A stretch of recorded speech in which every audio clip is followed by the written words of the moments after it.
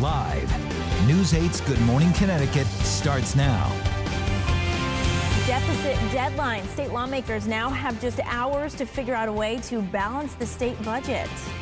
And raining again this morning. You won't want to leave the house without your umbrella. Heard that a time or two this week.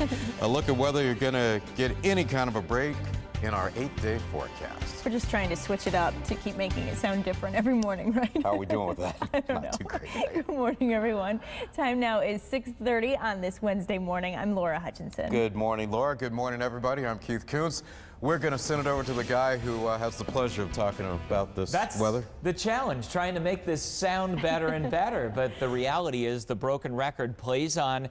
Good morning. At least we're getting through the week. It is Wednesday. We don't have rain for you right now, but it's going to be coming in over the next hour or so. And just some scattered light showers, most of the action later in the afternoon. Another jacket morning out there, too. Only 48 New Haven, 46 Waterbury, Durham at 47, Guilford in the 40s. I mean, look at this, pretty uniform all the way out there through Salem and Lisbon, where it's in the 40s all the way down to Stonington. Not much rain in the state. There's a little bit in the upper left-hand corner, but there's some off to the west. That's going to start to move through in the 7 hour. One little shower is heading for Clinton and Westbrook over the next 15 minutes. Otherwise, keep the umbrella. You may need it once in a while this morning, but you're probably going to need it for much of the afternoon. We'll talk about the hour-by-hour forecast coming up, Teresa. All right, sounds good to me, Gil. The ride is getting busy, particularly if you are traveling down I-95. In fact, let's leave New Haven and head south. You're going to notice that we have an accident on the map. It's coming up in the Bridgeport area, so let's check out the situation. I-95 southbound at exit 32. That's actually in Stratford in our construction zone. Although the construction is wrapped for the morning, the cones and barrels are on the side there. I'm seeing colorful speed data indicating it's kind of a slow go. The problem is I would send you on the Merritt Parkway, but look at the orange as you head down 15. So you're going to have a little bit of patience through Stratford and Bridgeport this morning. The Merritt Parkway, that accident that had the highway shut down northbound in Greenwich, that has cleared, so no longer an issue moving up into the shoreline here. And then the morning drive doesn't look too bad. In fact, we are over the speed limit as you travel Old Saybrook to Guilford. We're at 72 miles per hour. That is a 13-minute drive. And all in all, if you're coming from New London to New Haven, it should take you 40 minutes, and that's certainly not unusual. We'll check in with the trains and planes. That situation coming up shortly. Check the cameras at WTNH.com. Then over to you, Keith. Teresa, thank you. Happening today, an important budget deadline for state lawmakers. We are talking hours at this point, not even days. Coming to terms to reach a deal has been an ongoing issue. It's something News 8 has been telling you about for a while now. News 8's Ken Pierce is live in Hartford this morning at the Capitol with the latest on all of this budget talk. Ken. Good morning to you, Keith. And lawmakers were here until just a few hours ago. They worked late into the night trying to reach a budget deal. They haven't reached one yet, and if they want to do it before the end of the regular legislative session, they've got just a few more hours to do it because that session ends at midnight tonight. It has been a very difficult budget season, to say the least. Just the sheer size of the budget deficit is hard to grasp, and it's gotten bigger since this legislative session started. It's now just about $1 billion.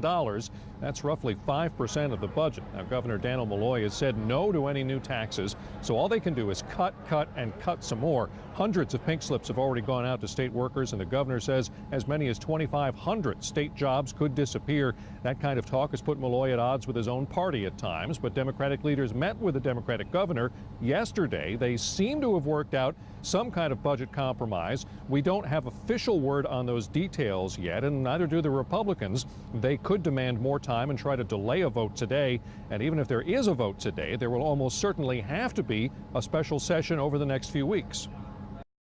Not because there's not the intentions on either side, just the procedural aspect of getting the bill written up and getting it before the body with some time to review it.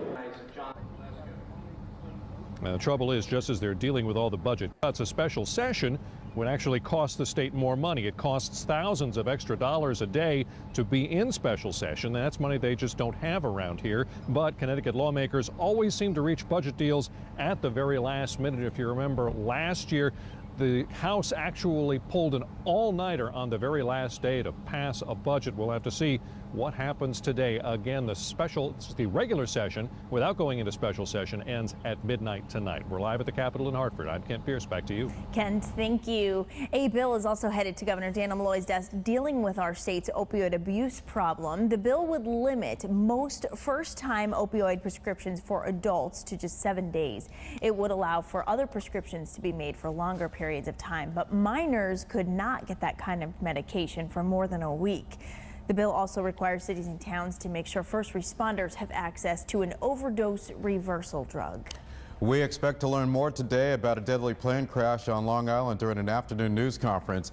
That plane took off from Myrtle Beach down in South Carolina. It crashed on Long Island before reaching its destination, Robertson Field, an airport right here in Plainville, Connecticut. The National Transportation Safety Board says the pilot reported an issue with the plane's instrument panel before that plane went down. All 3 people on board were killed. Their identities have not yet been released, and investigation is ongoing.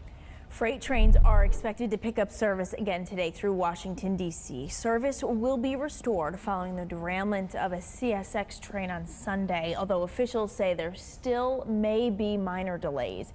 Crews are still working to fix the derailment site after one derailed car spilled lye and the incident damaged the tracks. CSX says 5 of the 16 derailed cars have been removed from the area.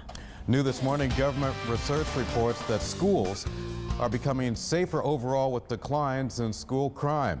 However, researchers found 3% of students in middle and high schools said they were a victim of a crime in 2014, and the number of sexual attacks on college campuses more than doubled between 2001 and 2013. It's not clear if those numbers represent an increase or if reporting is just becoming more frequent. It's 6:36. Some Yale alumni are petitioning for the honorary degree given to comedian Bill Cosby to be revoked. The New Haven Register reports 37 alumni are asking Yale University to consider revoking the honorary doctorate granted to Cosby in 2003. Cosby has been accused of sexually assaulting dozens of women. Several other schools have already revoked the honorary degrees granted to Cosby, while others have refused to do so. U.S. Senator Richard Blumenthal pressing Congress to give more money to fight the Zika virus. This after the first pregnant woman from Connecticut tested positive for that virus. Here's what we know. According to state officials, that woman traveled to Central America. She got pregnant there and contracted the Zika virus.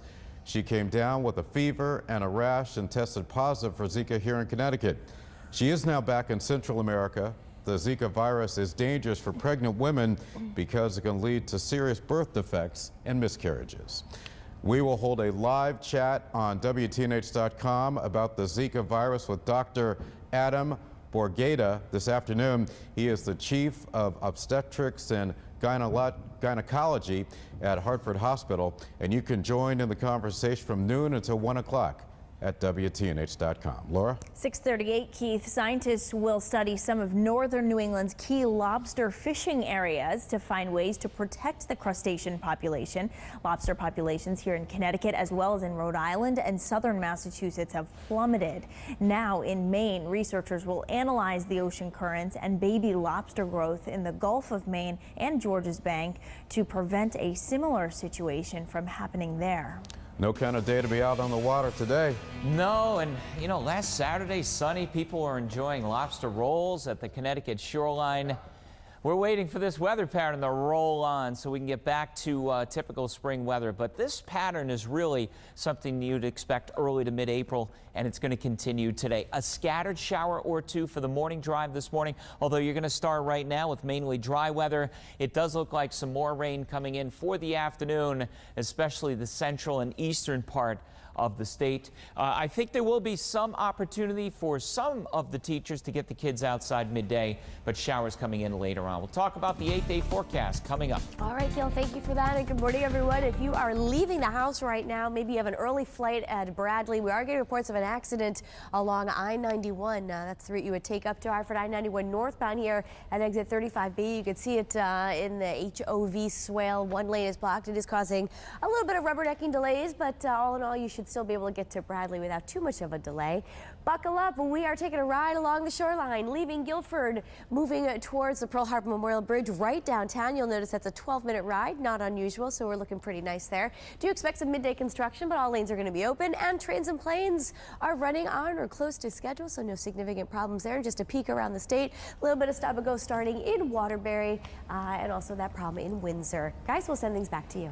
Teresa, thank you. Working moms, this is some real good news for you. A brand new report ranking Connecticut right up there at the top of the class. We are breaking down all the numbers. That is good news.